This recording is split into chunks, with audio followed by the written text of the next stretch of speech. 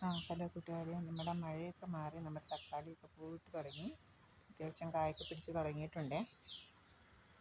ഇതാണ് കുഞ്ഞൻ തക്കാളികൾ. നമ്മുടെ വഴുതനയും പൂവിട്ടു. ഇങ്ങനെ പൂമൊട്ടുകൾ വന്ന് നിൽക്കുന്നു. ഇങ്ങനെ മഴയൊക്കെ കുറഞ്ഞതിൽ നമ്മുടെ പറ്റാറൊക്കെ കയറി വരുന്നുണ്ട്.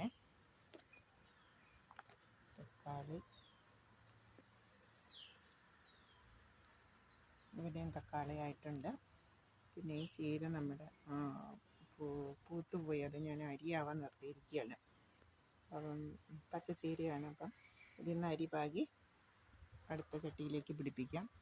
തക്കാളി ആയിട്ടുണ്ട് കേട്ടോ.